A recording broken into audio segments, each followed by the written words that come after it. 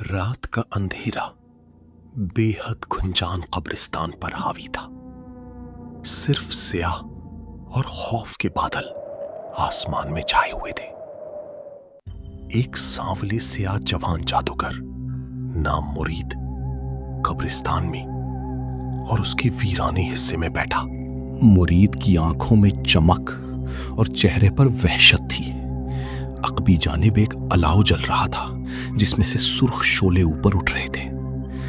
الاؤ کے قریب ایک عجیب سی بوری رکھی ہوئی تھی جس کے اندر کچھ ہڈیوں اور پتوں کے گٹھے تھے۔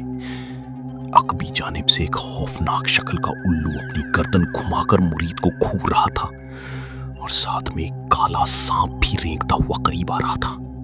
آگ بڑھاؤ، مرید نے زور سے چیخ کر کہا۔ الو نے زور سے آواز نکالی اور سانپ اچانک الاؤ کے قریب رک گیا۔ مرید نے کچھ الفاظ بڑبڑائے جن کی سمجھ کسی عام انسان کے لیے ممکن نہ تھی۔ اچانک الاؤ کے شعلے مزید بلند ہو گئے اور قبرستان کے ویرانے میں ایک عجیب سی روشنی پھیل گئی۔ یہ چلہ مکمل ہوتے ہی مرید کی طاقت کئی گنا بڑھنے والی تھی۔ وہ کئی سالوں سے مختلف شیطانی علوم سیکھ رہا تھا اور آج کا دن اس کے لیے سب سے خاص تھا۔ اچانک زمین لرزنے لگی اور الاؤ کے شعلوں کے درمیان سے دھوئیں کا ایک بادل اٹھا جس میں ایک ہیبت ناک شکل بننے لگی۔ وہ شکل کسی شیطانی روح کی تھی جو مرید کے بلانے پر حاضر ہو چکی تھی۔ مرید نے اس شکل کو دیکھ کر خوشی سے قہقہا لگایا اور بولا، اب میری طاقت کو کوئی نہیں روک سکتا۔ شیطانی روح نے مرید سے پوچھا، تمہیں کیا چاہیے؟ مرید نے جواب دیا، میں چاہتا ہوں کہ میرے جادو سے پورا گاؤں خوف میں مبتلا ہو جائے، کوئی بھی میری مرضی کے بغیر سکون سے نہ رہ سکے۔ روح نے ہنس کر کہا، ایسا ہی ہوگا، لیکن اس کے لیے تمہیں مزید قربانی دینی ہوگی۔ مرید نے فوراً اپنی بوری سے ایک کالی بلی نکالی اور اسے الاؤ کے قریب لے جا کر ذبح کر دیا۔ خون کے قطرے زمین پر گرے اور فوراً ہی زمین نے وہ خون جذب کر لیا۔ شیطانی روح نے اپنی آواز میں گرج پیدا کرتے ہوئے کہا، تمہارا کام مکمل ہو چکا ہے، اب جاؤ اور گاؤں والوں پر اپنی دہشت قائم کرو۔ مرید قبرستان سے نکلا تو وہ پہلے سے زیادہ پراسرار اور خطرناک لگ رہا تھا۔ اس کے جسم کے ارد گرد ایک عجیب سی روشنی تھی جو کسی عام انسان کو نظر نہیں آ سکتی تھی۔ جب وہ گاؤں کے قریب پہنچا تو اس نے ایک بزرگ کو دیکھا جو اپنے کھیتوں کی طرف جا رہا تھا۔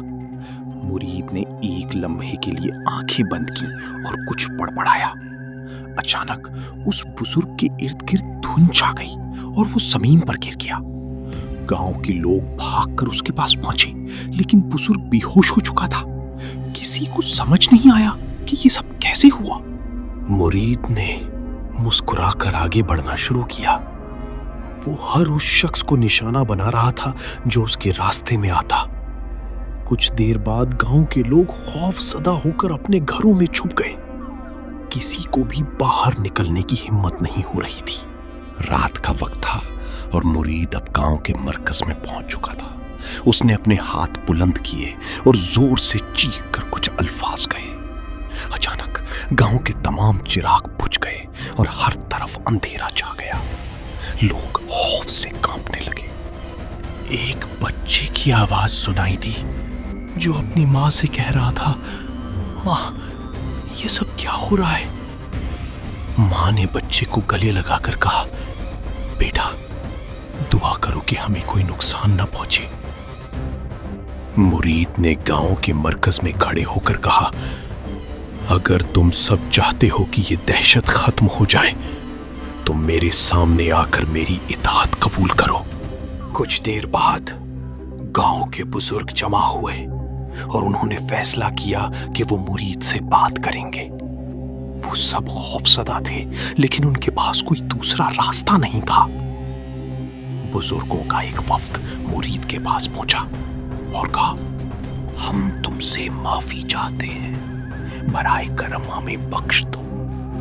मुरीद ने कहकहा लगाया और कहा, मैं तुम्हें माफ कर दूंगा, लेकिन उसके लिए तुम्हें हर साल मेरी खिदमत में कुर्बानी देनी होगी। गांव के लोग मजबूर थे।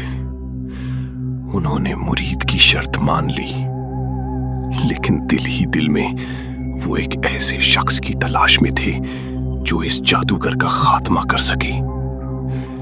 क्या गांव के लोग किसी बहादुर को ढूंढ सकेंगे जो मुरीद का मुकाबला करे, या ये दहशत हमेशा के लिए कायम रहेगी? ये कहानी यहीं खत्म नहीं होती, असल डर अभी बाकी है। दूसरा हिस्सा देखने के लिए बाबर डार्क स्टोरी को सब्सक्राइब करें।